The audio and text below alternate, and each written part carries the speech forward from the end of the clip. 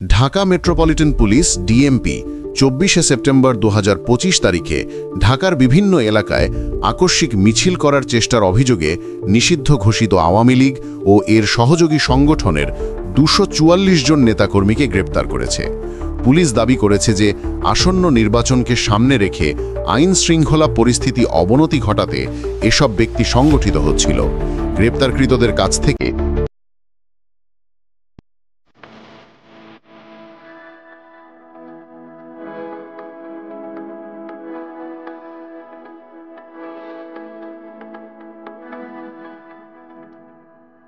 চুয়াল্লিশটি cocktail ও ৭টি banner উদ্ধার করা হয়েছে।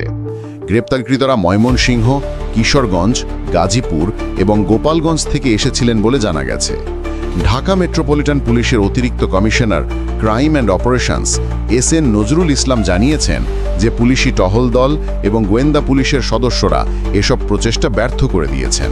তিনি ঢাকাবাসীকে ফ্ল্যাট, আবাসিক হোটেল বা ছাত্রাবাসে নিষিদ্ধ সংগঠনের কোনো কার্যক্রম দেখলে পুলিশকে জানানোর আহ্বান জানিয়েছেন এবং আশ্বাস দিয়েছেন যে এই ধরনের তথ্য পুলিশকে পরিস্থিতি আরও কার্যকরভাবে মোকাবেলা করতে এবং অপরাধীদের আইনের আওতায় আনতে সাহায্য করবে।